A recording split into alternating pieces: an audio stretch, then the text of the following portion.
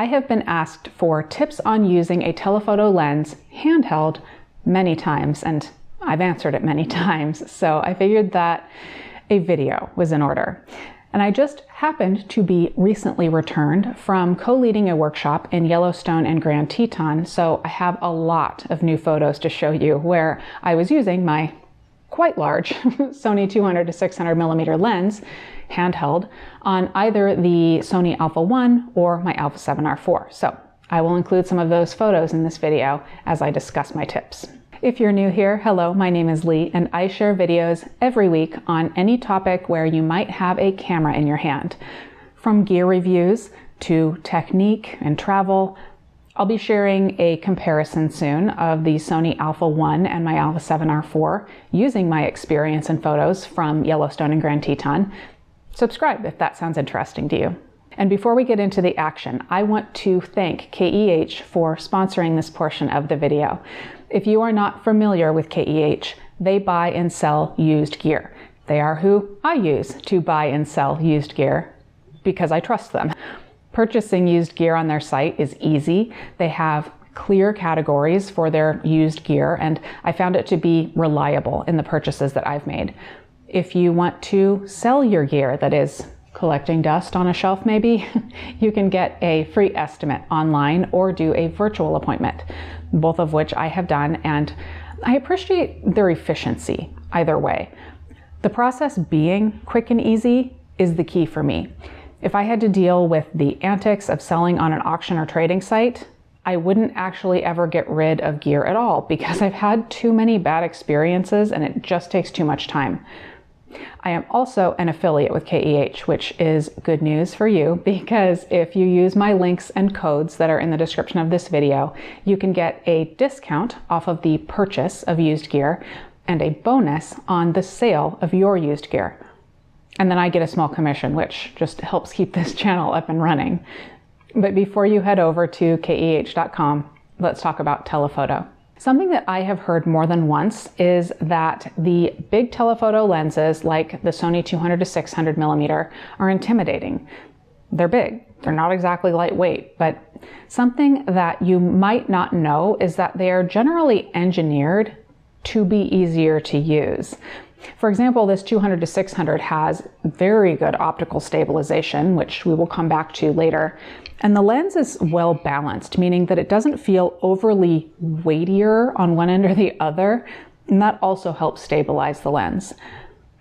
That being said, of course you are lifting this lens. I mean, it's not lightweight, so I do have some tips for you to make your time using the lens more enjoyable and your results more successful. First, let's consider two things about the camera and lens. First, optical stabilization is very helpful. It might be called OSS, OIS, VR. Newer lenses are almost magical with how good the optical stabilization is.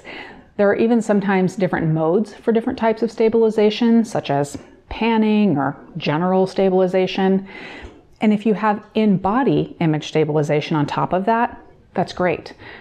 While optical stabilization in the lens alone will have more impact on your photo than in-body image stabilization alone, simply because the stabilization mechanism is closer to the end of the lens, which is where most of the movement is, together they become even more effective. And beyond that, some cameras have electronic stabilization, which crops your image a bit, but if the alternative is not getting a crisp shot, I'll take the cropping. I tend to use it the most when shooting video. Now, while stabilization in the camera and or lens are very helpful with minimizing your own movement as you balance the camera, you may still need to have a fast enough shutter speed to further offset your movement, especially if you aren't super steady with the gear yet. The old rule of thumb is to use a shutter speed that is the inverse of your focal length. So if I'm using this lens at 600 millimeters, I would need a shutter speed of 1/600th. But stabilization and your own steadiness play a huge part in the shutter speed that you need. So while that rule of thumb is a good place to start, it isn't a rule. And beyond that, you definitely need a fast enough shutter speed to offset your subject's motion. And that means that even if you can shoot with this lens at 600 millimeters at 1/200th of a second without seeing a blurry image of a still subject, that does not mean that you can use 1/200th of a second with a frolicking baby bison. I need a faster shutter speed for that. What shutter speed that you need for a moving subject will depend on your subject. If you aren't sure, I recommend taking a few test shots, and if you see blur, increase your shutter speed accordingly. And as you practice, you will come to know your gear and how steady you are with it and what shutter speeds that you need to use for a crisp photo. So using your camera and lens's stabilization and a fast enough shutter speed is a part of the equation, but actually physically stabilizing the lens is the other part. And doing that is all about practice. The more you use it, the steadier you will become. You're actually building muscle strength through practice. Of course, while building those telephoto muscles, you can try to use something to help you. I've used a tree branch or my car. Anything that you can find to prop up your arm that's holding the lens will work, or even propping up your lens. You can rest it on something while you're waiting for the right moment and then pick up the lens when you're ready to shoot. Think about those kinds of things when you're out and choosing where you want to photograph from. And a quick note on monopods. Using a monopod isn't totally shooting handheld, but it's sort of a hybrid, isn't it? If you want to use a monopod to help stabilize your lens, go for it. It may take some practice, but some people really like them. You do, however, still need to make sure that your shutter speed is fast enough to freeze the action that you're photographing. Now, it's time for an inconvenient truth. You do actually have to be able to lift this thing and not hurt yourself doing it. I am not a doctor, but if you are trying to hold the camera and lens up to your face and your back hurts, you probably shouldn't be doing it until you gain strength. Getting a great photo is wonderful, but you don't want to injure yourself.